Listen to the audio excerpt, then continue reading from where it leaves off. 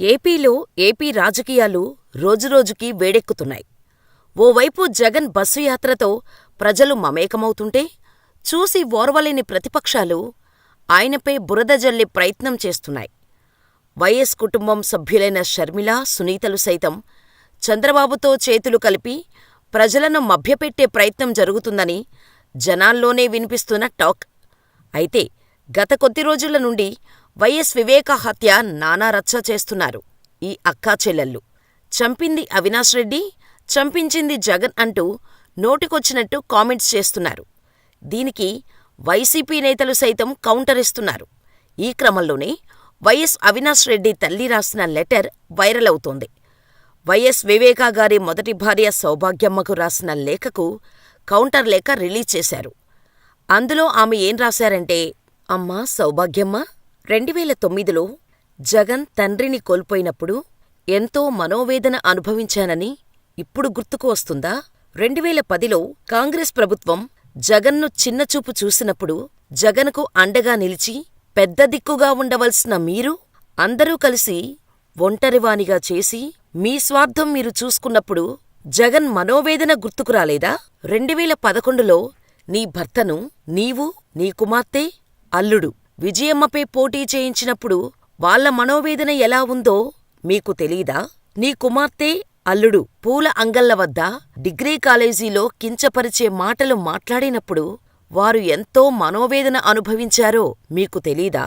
వివేకానందిరెడ్డిగారు జగన్ సీఎంగా చూడాలని కోరుకున్న మాట ఎంతో వాస్తవం. అలాగే మార్చ్ 2019, 14న రాత్రి కూడా అవినాష్ను ఎంపీగా గెలిపించమని ప్రచారం చేసిన మాట కూడా వాస్తవం. ఈ విషయం స్వయంగా నీ కూతురు సునీతనే మీడియాకు వెల్లడించింది. ఇవాళ మళ్ళీ మీరే అదే ఎంపీ టికెట్టు కోసం హత్య జరిగిందని తప్పుడు ప్రచారం చేయడం, సంబంధం లేని వారిని ఈ కేసులో ఇరికించటం మీకు తప్పు అని అనిపించటం లేదా?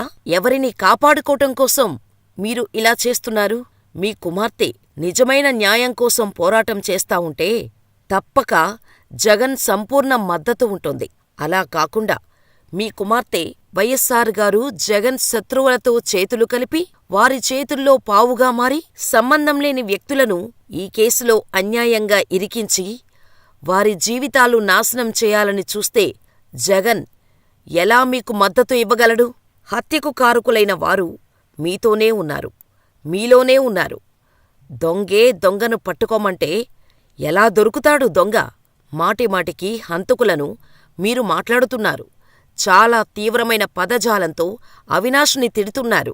న్యాయస్థానంలో కేసు నడుస్తుండగా మీరంతట మీరే హంతకుడు అని ఎలా మాట్లాడగలరు?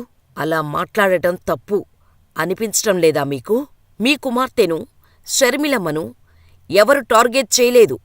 వారి మాటలే ఇతరులు హేళన చేయడానికి కారణం. ఇప్పటికైనా వైఎస్సార్ గారు జగన్ శత్రువుల చేతిలో పావుగా ఉండకుండా వారి కుట్రలు, కుతంత్రాల నుంచి బయటకు వచ్చి చేసిన తప్పు తెలుసుకొని నిజమైన న్యాయ పోరాటం చెయ్యండి. అన్యాయంగా మీ వలన బాధింపబడిన వారు ఎంత ఇబ్బంది పడుతున్నారో అర్థం చేసుకొని ప్రయత్నం చెయ్యండి. నిజం ఎంత లోతులో దాచినా దాగదు, తప్పకుండా బయటపడుతుంది. ఇట్లు YS Lakshmi, wife of YS Bhaskar Reddy, Pulivendula.